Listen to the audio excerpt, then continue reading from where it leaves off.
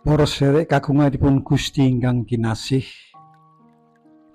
kula Hargo Yohanes saking GKJ Kebumen. Wekdal menika sowan ing ngarsa panjenengan sedaya wonten ing renungan Sabtu Winedar dumawa Senin tanggal 2 April tahun 2026. Wawasan kita ing wekdal menika kapete saking Purwaning dumadi 18 ayat ingkang kaping 1 dumugi 11. Dene Jabur kapete saking kitab Jabur Mazmur 139. Wawasan ingkang kaping 2 kapete saking 1 Petrus 1 ayat 23 dumugi 20. Dene ira-irahan ing wekdal menika segahan ingkang murwat ingkang landhesi raosan kita ing wekdal menika Purwaning dumadi 18 ayat ingkang kaping gangsal ingkang kadan jemanipun, pangandikane tamu iya tindakno apa kang dadi karepmu. Kagunganipun Gusti ingkang kinasih, Sang Yehuwah ngetingal dhateng Rama Abraham nalika pinuju lenggahan wonten ing sacelaking wit tarbantin ing lawanging tarupipun. Kita mboten mangertos kados pundi caranipun utawi menapa ingkang katadosaken dene nalika Rama Abraham ndengenge ingkang dipun sumurupi priya 3 jumeneng ing sangajengipun.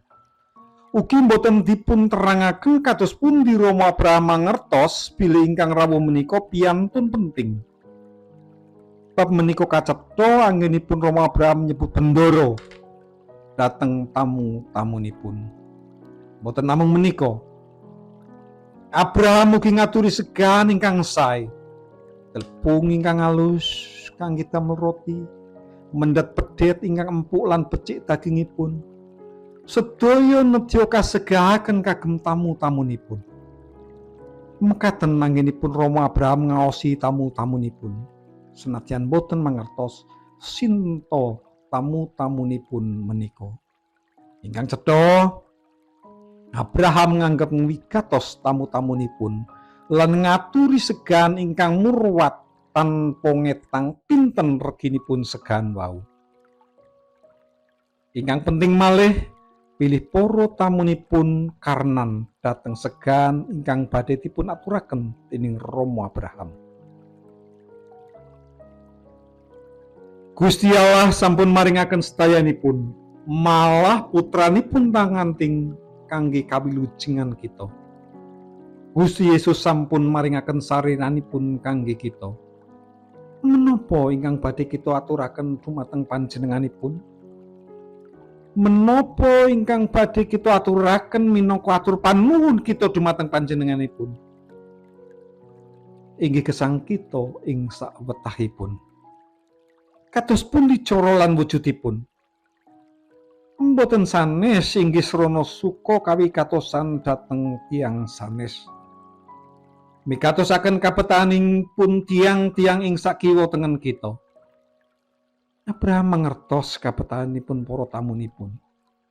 Para tamunipun betahaken wekdal kangge ngaso kendel sakedap saking anggenipun melampah.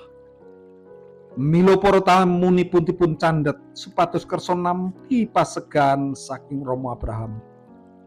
Kita perlu mangertosi kabetahanipun sesami.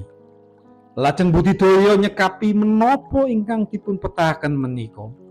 Adi murwat lan miturut kasagedan kita tanpa ngetang reginipun pinten. Amin. Gusti berkahi.